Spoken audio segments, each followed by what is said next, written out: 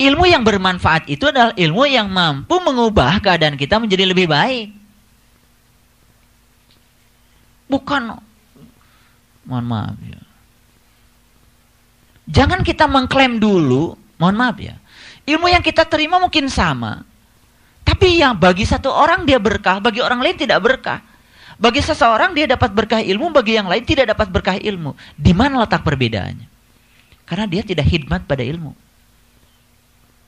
Ketika dia tidak khidmat pada ilmu, tidak akan dapat berkah ilmu. Akibatnya, ilmu hanya menjadi kebanggaan dirinya, tidak mengubah keadaannya menjadi lebih baik. Padahal Nabi berulang-ulang mengatakan, hari ini sama saja dengan hari kemarin. Itu adalah orang-orang yang rugi. Hari ini, ya, lebih baik dari hari kemarin itu orang-orang yang beruntung.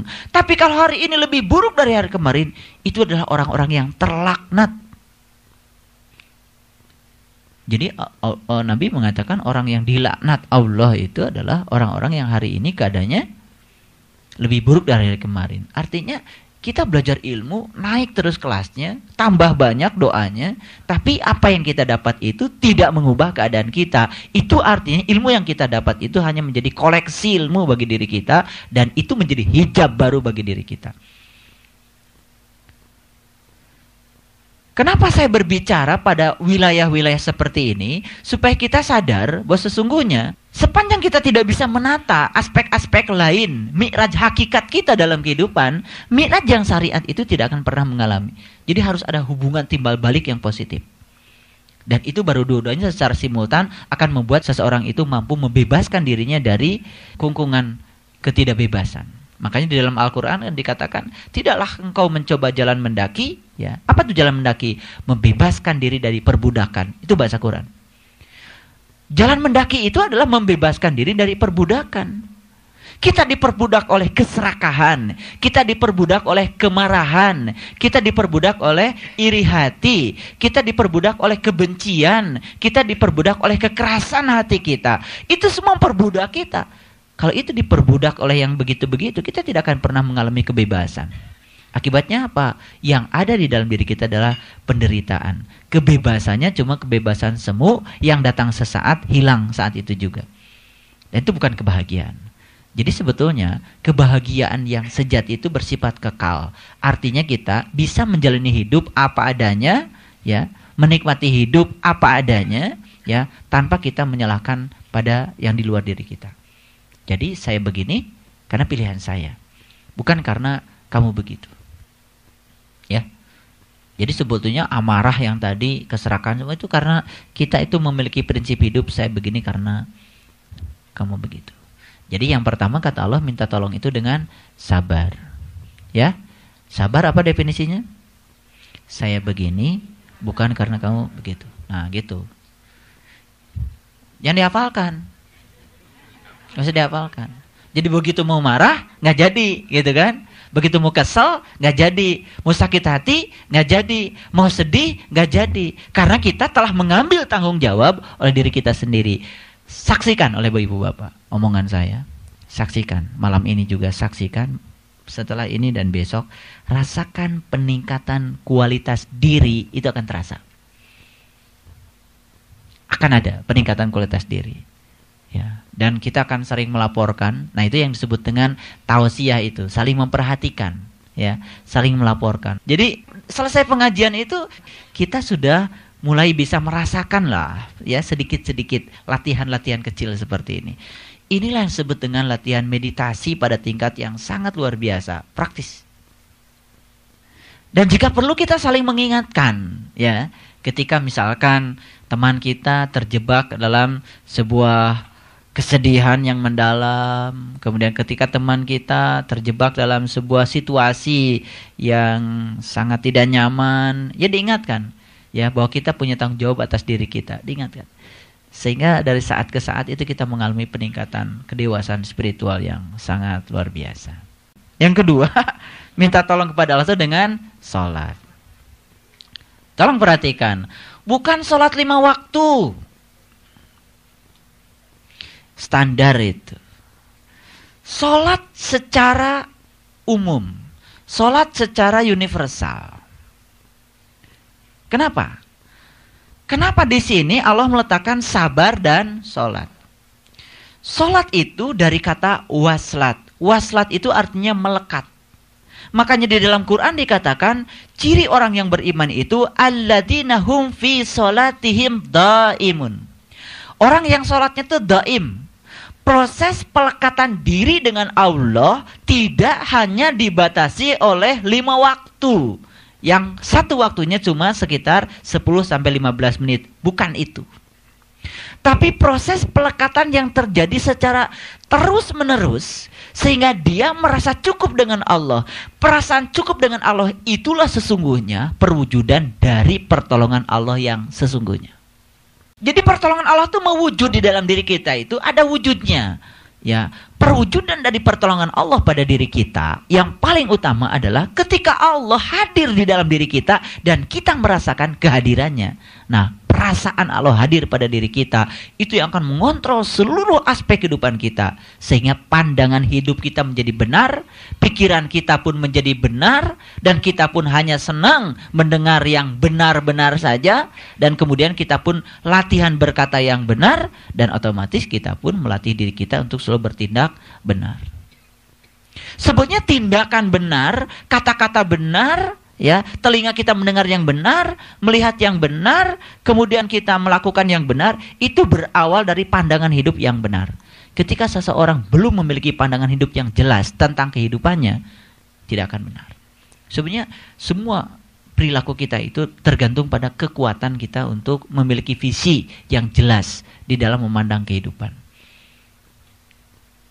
Kan beda kalau orang yang visioner itu kan dia tidak berorientasi sempit ya, hanya untuk kesenangan duniawi. Tapi dia bagaimana menjadikan dirinya bermanfaat bagi orang lain. Kalau orang yang tidak visioner, dia makan ya sudah, setelah makan kenyang dan enak. Tapi orang yang visioner, dia makan tuh dia pikirkan, buat apa saya makan, berapa banyak saya makan, apa yang harus saya makan, dan setelah saya makan, saya mau melakukan tindakan apa. Jadi jelas, dia makan itu memiliki orientasi yang jelas. Gitu. Itu orang-orang yang terpilih, orang-orang yang lebih khusus. Baik, kita teruskan. Jadi orang-orang yang beriman itu minta tolongnya dengan 2 cara. Sabar dan sholat. Siapa yang menolong ketika kita sabar dan sholat? Sebetulnya ketika kita sabar, kita sedang menolong diri kita sendiri. Ketika kita tidak marah, sedang menolong siapa? Menolong diri kita. Karena ketika kita stop marah, naik kesadaran kita. Begitu kita tidak jadi marah, yang terjadi apa? Marah itu sebetulnya tidak enak. Tidak enak yang marah, tidak enak yang dimarahi. Dua-duanya tidak enak. Coba orang marah, ya napasnya ngos-ngosan, gitu kan? Udah, jantungnya nggak karu-karuan, ya kan? Ya, terlalu banyak sebetulnya risiko yang harus dia tanggung dengan marahnya. Belum lagi dia mukul-mukul, ya kan? Oh, terlalu banyak risikonya. Jadi tindakan marah itu risikonya terlalu banyak, terlalu riskan. Oleh karena itu ketika dia menjadi tidak marah, yang harusnya dia marah, sebenarnya dia telah menolong dirinya sendiri. Jadi sangat logik kalau sabar ini dijadikan sebagai upaya untuk minta tolong. Karena sabar itu susah didefinisikan, maka saya secara kreatif mencoba untuk mencari definisi yang sederhana. Makanya inspirasinya juga sangat lokal barangkali ini, ya, tidak. Kalau di benchmark itu ini tidak bersifat global. Saya cuman menyederhanakan sesuatu agar kita memulainya itu tidak susah. Kita kan selama ini mencari definisi sabar susah kan? Ya sudah, saya definisikan dalam bahasa yang paling sederhana. Saya begini bukan karena kamu begitu. Nah, itu sabar. Indikator yang paling sederhana itu saja, ketika keluar dari sini kita lihat aja. Jadi sebetulnya yang nampak di luar itu adalah apa yang ada di dalam. Tapi yang penting sekarang kita ngerti dulu. Setelah ngerti, cobalah kita. Karena sesungguhnya bahagia itu harus dimulai dari kebiasaan menciptakan kebiasaan-kebiasaan yang menuju bahagia. Nah, setidak-tidaknya ya ada beberapa hal yang perlu kita biasakan. Untuk mencapai kebahagiaan perlu kita membiasakan diri agar kita berorientasi bahagia. Yang pertama adalah kita coba mendefinisikan bahagia menurut terminologi baru. Ketika kita mendapat yang kita ingin bahagia, kemudian kita mendapatkan yang tidak kita ingin sedih, itu artinya bahagia tadi adalah bahagia yang di dalamnya ada kesedihan, dan itu bukan bahagia. Paham? Kebahagiaan yang sebenarnya adalah ketika kita merasa senang pada kondisi apapun. Itu yang disebut dengan kebebasan. Itu yang disebut dengan moksa. Jadi saya baru mengerti ternyata ajaran Buddha itu, ya, puncak tertingginya yang dicapai itu adalah moksa. Moksa itu adalah kebebasan. Dan kebebasan itulah yang disebut dengan bahagia. Kebebasan itu artinya dia merasa senang dalam kondisi apapun. Itu yang namanya bahagia. Kayaknya kita belum nyampe ya. Bukan belum nyampe, gak nyampe-nyampe. Karena kita tidak melatih diri kita, ya kan? Kita kan masih memilih, ya.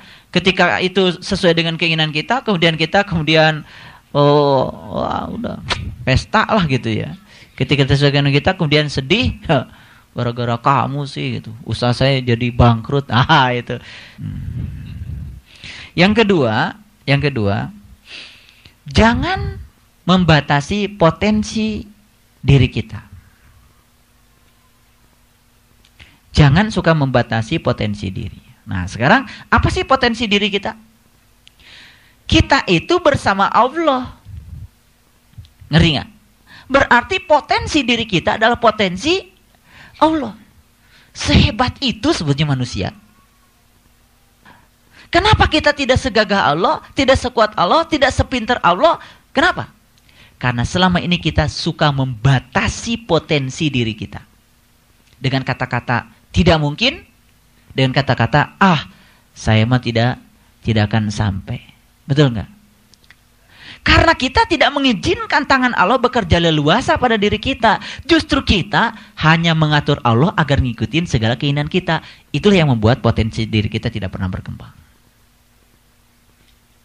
Kan kita kadang-kadang suka jadi setan pada orang lain. Kita orang lain sabar, udah sabarnya luar biasa. Aduh, kamu itu jadi perempuan sabar amat sih. Gitu kan. Orang yang sudah sabar, padahal sebetulnya sudah sedang mengembangkan diri untuk tidak membatasi potensi Tuhan pada dirinya. Tuhan maha sabar. Dia sedang waslat dengan Tuhan. Dia sedang melekatkan diri kepada Tuhan. Dia sedang sholat. Itu sholat yang sesungguhnya itu. Diganggu oleh pikiran kita. Karena sabarnya keterlaluan sih sabarnya gitu. Baik amat sih kamu gitu kan. Betul nggak?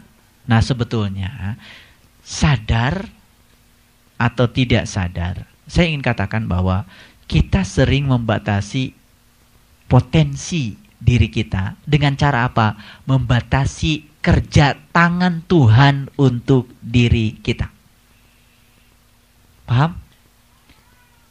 Suka membatasi kerja tangan Tuhan untuk diri kita?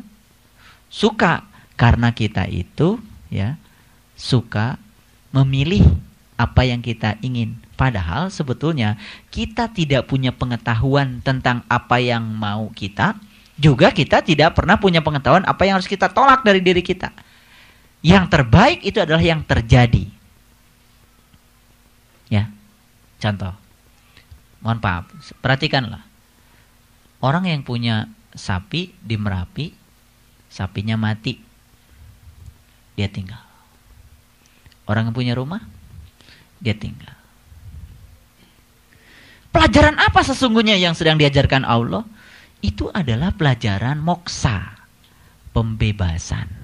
Apakah manusia ya sudah siap untuk mengalami pembebasan? Asalnya dia lahir tanpa punya kemelekatan, ketika mati tanpa kemelekatan, itu moksa, itu pembebasan. Yang kita lihat apa? Yang kita lihat adalah kesedihan, ya kan? Ketidaksiapan, mungkin penyesalan, mungkin kemarahan.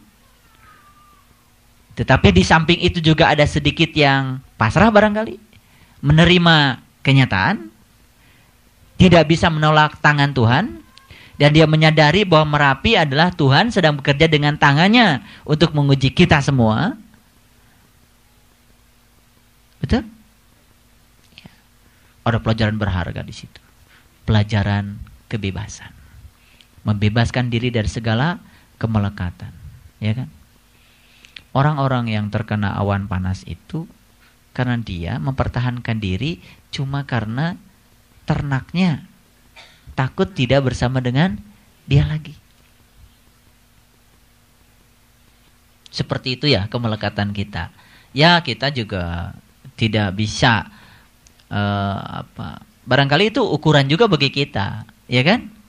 Kalau kita seperti itu, apa kita sudah siap? Makanya siapkan diri kita sematang mungkin untuk bisa menerima kenyataan.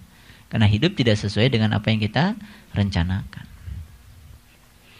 Yang ketiga, belajarlah untuk mengurangi kata harus. Jadi tegang hidup kalau begitu. Ngerti nggak maksud saya? Sering nggak kita mengatakan belajar untuk mengurangi kata harus? Karena kita ini sering sekali ya didominasi oleh suatu keharusan. Harus begini, harus begitu, harus begini. Jadi nggak rileks hidup itu. Ngerti nggak? Harus ngaji, nggak rileks. Ngaji aja. Bukan karena suatu keharusan. Kalau kita memaksa harus, waduh, jadi pakai pokoknya nanti malam saya harus ngaji, gitu kan? Harus ngaji. Ya udah, santai saja. Justru ketika rileks menghadapi segala sesuatu, semuanya akan berjalan baik. Saya jam 7 harus, gitu kan? Malah jadi di jalan, kebut-kebutan, harus, gitu kan? Kata-kata harus itu harus mulai dikurangi dari diri kita. Lebih banyak kita mengalirkan diri kita dengan kita berupaya maksimal, tapi tidak dalam konteks keharusan. Saya kasih tahu, kita harus punya target dan cita-cita, tapi bukan untuk dicapai. Target dan cita-cita agar kita memulai saat ini juga. Ketika kita punya target dan cita-cita, kemudian kita berpikir untuk mencapainya, maka kita akan terburu-buru dan tidak akan pernah mencapainya. Tapi ketika kita punya target dan cita-cita, tapi agar kita memulainya saat ini juga, tanpa harus terburu-buru, target dan cita-cita akan tercapai. Karena apa? Perubahan yang kecil-kecil dikalikan rutinitas sama dengan perubahan yang besar. Itu kuncinya. Jadi sebetulnya tugas kita adalah mengalihkan perubahan kecil pada rutinitas. Maka akan menjadi sebuah perubahan yang besar. Nah kita itu sering tidak sabar, lalu ingin semuanya serba cepat dan besar. Salah. Allah saja menumbuhkan kita, tidak melakukan proses revolusi, melakukan proses evolusi. Kuku kita tumbuh, kalau tiba-tiba satu malam 3 cm, tiba-tiba 3 cm kan takut, ya. Sampai kita tidak merasa kuku kita tumbuh. Setelah 2 minggu, 3 minggu mau makan, sama sambal, kotor, baru ada kesadaran untuk memotong kuku. Betul nggak?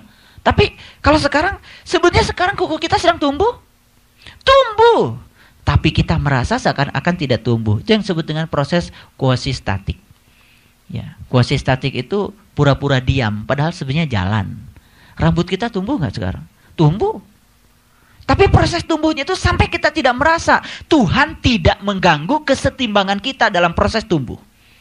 Itulah hebatnya Tuhan. Kesetimbangan kita tidak diganggu dengan proses tumbuh. Uban tidak langsung satu malam berut gitu tiba-tiba. Tidak. Sedikit demi sedikit itu bukannya. Tiba-tiba begitu kita berkaca, udah putih semua. Ya. Baik, kita teruskan. Nah, jadi kita sekarang harus berlatih mengurangi kata keharusan. Karena kata keharusan itu membuat kita menjadi tidak rileks. Justru ketika serba harus, maka kita akan tertekan. Dalam tekanan itulah kita menjadi tidak nyaman. Maka latihan untuk pembiasaan bahagianya gagal dengan kata keharusan. Kita tetap bekerja maksimal tapi rileks. Punya target dan cita-cita bukan untuk dicapai, tapi agar kita memulainya saat ini juga.